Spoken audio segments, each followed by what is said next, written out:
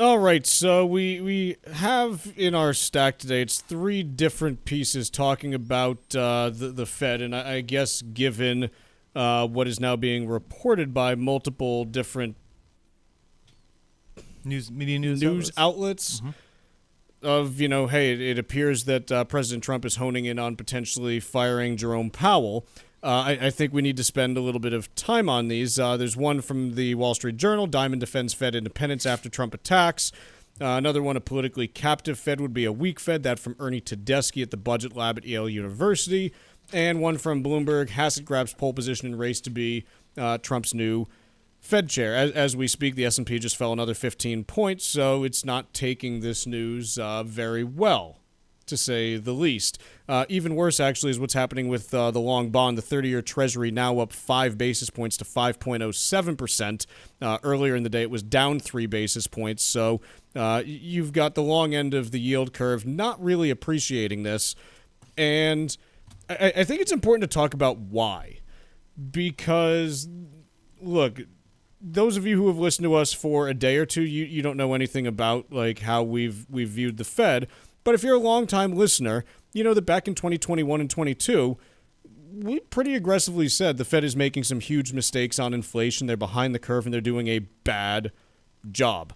The last year or two, we've said that they've generally done a pretty good job since late 2023. I think they've been largely spot on in what they've needed to do. But Paul and I are not Fed apologists. Like we're pretty critical of them where needed, and we understand that they're not like geniuses or wizards or anything like that. Like they get things wrong, just like all of us, and they should be held accountable when their decisions are incorrect. Like they should be called out and said, you're not doing a good job. And in the cases where like there is really a for-cause issue with, hey, they're not performing appropriately, you could make a case that when their term expires, they should not be, renewed for another term. But generally, like I don't think I have anything in my mind in terms of any examples where Fed officials have been fired for cause, because monetary policy is hard, is the technical term for it. So here's why central bank independence matters. And here's why you don't want... I've heard people say, like, why should the Fed be independent? Like, they're not, responsible to the electorate and this and that. And I say, yes, like that's what you want. And the reason is, if you get monetary policy wrong the way that elected officials typically want it to be conducted, which is pretty much always, hey, we want lower interest rates because obviously you want people to see cheaper borrowing costs. If you get it wrong consistently, you wind up with really bad inflation that doesn't go away, is the long and short of it. And you see this across a wide swath of different countries that have futzed around with, central bank independence in different ways, and ultimately it tends to end the same way, with borrowing costs and inflation both being very high as they try to grasp for any kind of credibility that the central bank may have.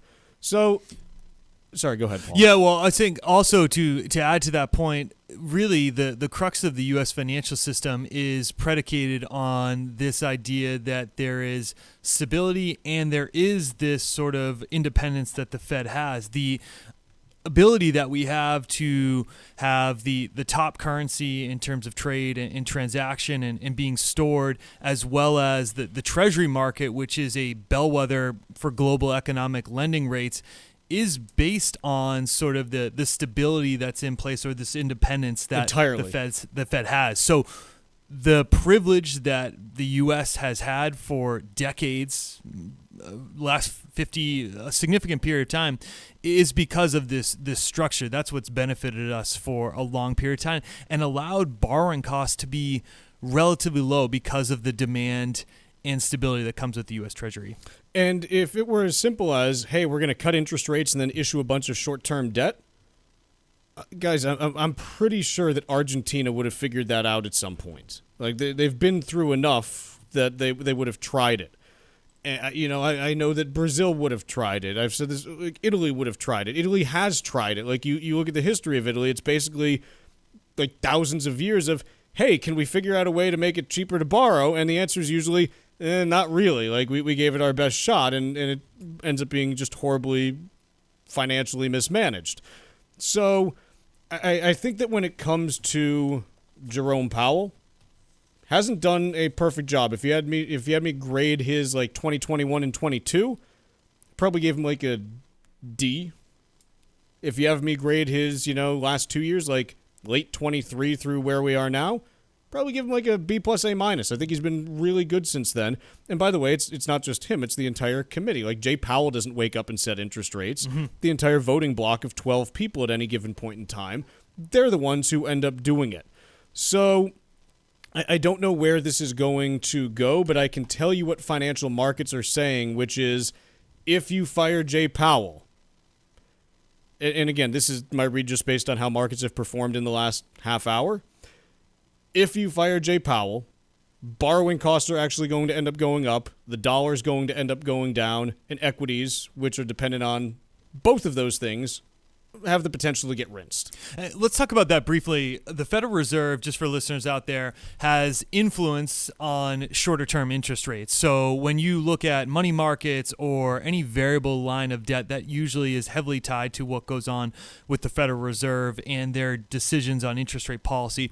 What Chuck is alluding to with this idea of, hey, there's going to be higher borrowing costs, it might sound counterintuitive, right? Because the new Fed chair would come in and cut. That's on the shorter end of the curve. The longer end of the curve, when you look at mortgages and corporate borrowing, things like that, is more heavily influenced by the 10-year Treasury, which acts separate from what goes on with the Federal Reserve. By the way, the New York Times now reporting that President Trump has drafted a letter to fire the Fed chair. So this is going beyond earlier reporting from Bloomberg.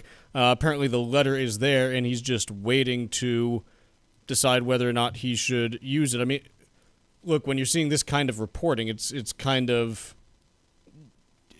either imminent in the next couple days or it's never going to happen is basically where this is. Like, you don't get to this level of reporting and then have it be like, well, we decided to do it in November, You either get here and you're following through with it, or it's not going to happen. And we're rapidly approaching that point, but markets are telling you they don't like this.